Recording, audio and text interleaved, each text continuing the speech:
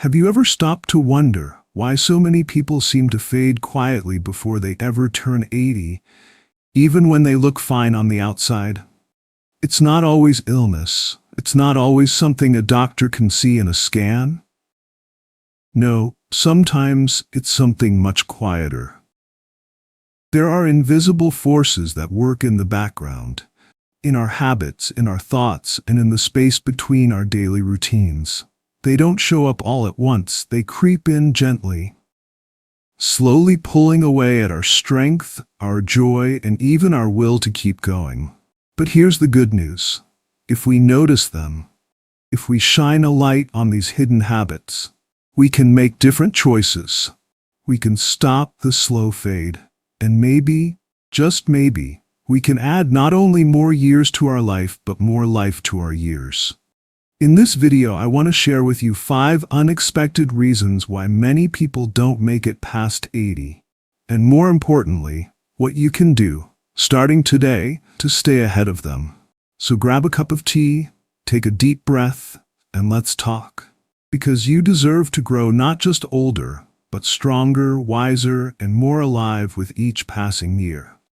Reason number 1, the loss of microsocial engagement. It's not the absence of people that hurts us most. It's the absence of little moments, the ones that used to feel so small, but somehow made life feel more alive.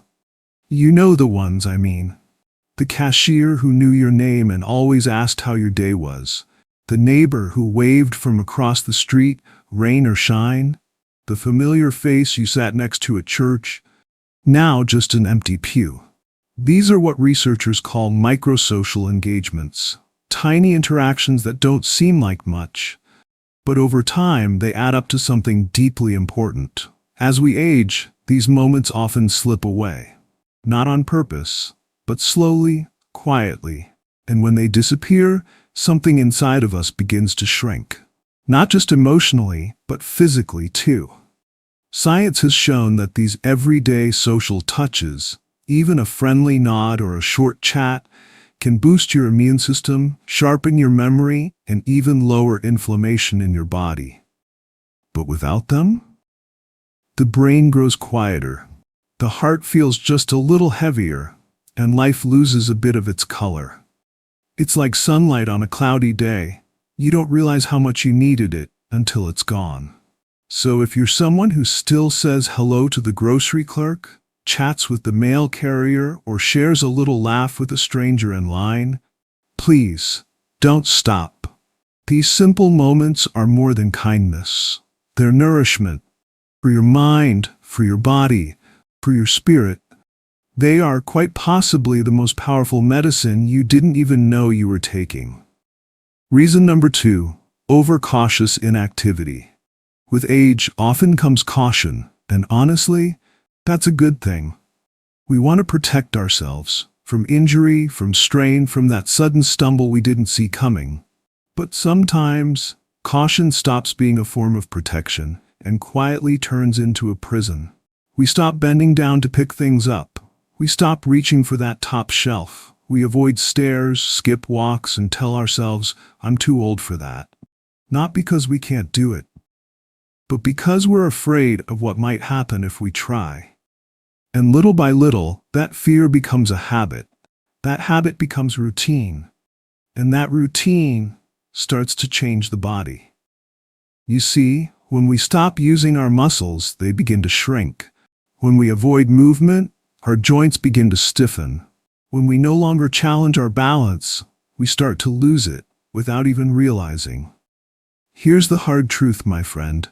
The moment we stop moving with intention, the body starts to forget how to respond. But movement? Movement tells your body, hey, I'm still here. It reminds your brain, you can still count on me. It doesn't have to be big. You don't need to run marathons or lift weights at the gym.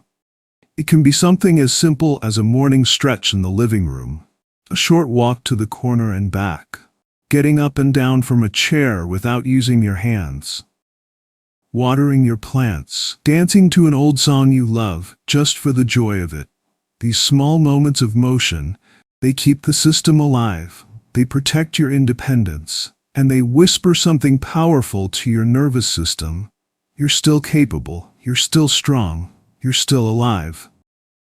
So if you've been holding back, waiting for a safe moment to move again, let this be your gentle nudge. Start small, start slow. But most of all, start moving. Your body remembers how to be strong. It's just waiting for you to believe it again. Reason 3. Disrupted sleep cycles from irregular light exposure. We talk a lot about sleep as we get older. Trouble falling asleep, waking up too early, tossing and turning through the night. But there's something we don't talk about enough. And that's light. Not just the kind from a lamp or a TV screen. I'm talking about natural light. Sunlight. Daylight. The light your body was designed to respond to. You see, our bodies run on rhythms.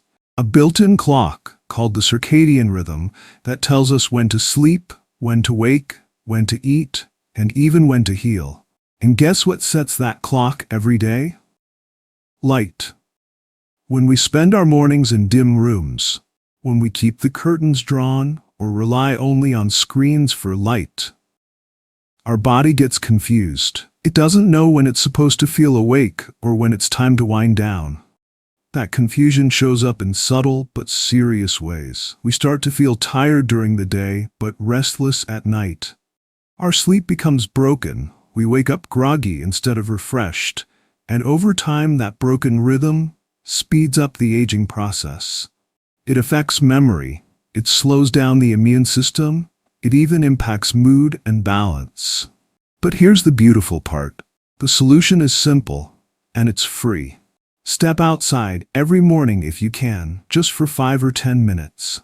Let that morning light hit your face, even on a cloudy day. Open the blinds.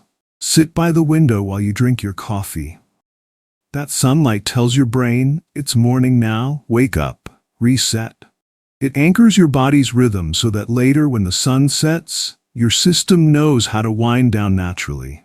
No pills, no struggle, just the gentle guidance of nature. And at night, dim the lights, turn off bright screens at least an hour before bed. Create a soft, calm space that tells your body, it's time to rest, you're safe, you can let go. You might be surprised how something as simple as light can restore so much peace to your nights and energy to your days. So the next time you feel out of sync, ask yourself, have I let the light in today? Because sometimes, healing begins with something as quiet and simple as opening the window. Reason number 4. Emotional suppression from loss and isolation. Grief comes with age. It's as natural as the gray in our hair and the lines gently etched into our hands. By the time we reach our 60s, 70s, or 80s, we've said goodbye more times than we ever expected. To friends, to spouses, sometimes even to children. And yet, so many of us were raised to keep our feelings tucked away. We were told to be strong, to carry on, to pull ourselves together. So we do. We smile, even when we want to cry. We stay busy, hoping distraction will soften the ache. We bury the sorrow deep down and tell ourselves, I'm fine, it's just part of life. But here's the truth. What we suppress doesn't go away. It stays. It shows up in our bodies, in tightness we can't explain, in fatigue that lingers, in the quiet tension that never fully leaves our chest. Unfelt emotions raise our stress hormones. They weaken the immune system. And over time, they wear down our resilience. Not just mentally, but physically. But the people who live the longest, who age with grace and peace, they let themselves feel. They cry unapologetically. They talk to a friend. They write in a journal. They sit in silence and pray, or they walk under the stars and whisper their pain into the night. They don't drown in their grief, but they don't run from it either. They honor it. They give it room. And in doing so, they heal. You see, allowing yourself to feel is not weakness, it's wisdom. It's the body's way of finding balance, of releasing what it no longer needs to carry. So if you're carrying a quiet sadness, if you've lost someone or something and haven't let yourself really feel it yet, please know this: you are not alone. And your tears, they don't make you fragile. They make you human. Let yourself feel. Let it rise. And when it's ready, let it go. Because in that release, your heart remembers how to stay soft. Your mind remembers how to stay open. And your spirit finds the strength to keep loving, even after loss. Reason number 5. Gradual loss of daily purpose. Purpose doesn't have to be big. It doesn't have to change the world. It just needs to give you one good reason to get out of bed in the morning. Maybe it's caring for your garden, watering the plants you've grown from seed. Maybe it's calling your grandkids every Thursday just to hear their voices and remind them how much they matter. Maybe it's finishing a book you started long ago, or baking that pie everyone always asks for at Thanksgiving. Maybe it's simply sharing a story with someone who needs to hear it. Purpose can look small on the outside, but inside it stirs something powerful. You see, when we no longer have a why, our bodies begin to forget the how. Energy fades, appetite dwindles. We begin to move slower, think less clearly, and even that inner spark starts to flicker. But those who hold on to purpose, no matter how quiet or simple it may seem, they live not just longer, but more fully. Their eyes stay bright, their minds stay active, their hearts stay engaged. Purpose doesn't ask for perfection. It just asks for presence. And it often hides in the smallest acts. The gentle care for a loved one, the morning ritual of feeding the birds, or the joy of learning something new just for the fun of it. You don't have to search the world for meaning. Sometimes, purpose is already sitting at your kitchen table, waiting for you in the ordinary, in the familiar, in the everyday rhythm of life. So if you've been feeling a little lost lately, ask yourself gently, what gives my day meaning right now? And if you can't answer that today, that's okay. Just start small. One call, one walk, one kind thing for someone else. Even the tiniest spark of purpose can light the way forward. Because when your days have meaning, you have momentum. And when you have momentum, life keeps moving with you, not away from you. You see, it's not always the big things that quietly shorten our lives. More often, it's what fades without us noticing. The casual hello, the morning sunlight, the joy of movement, the simple sense of meaning, the feelings we never gave ourselves permission to feel. But here's the hope. Every single one of those things can come back. You're not powerless. You're not too old.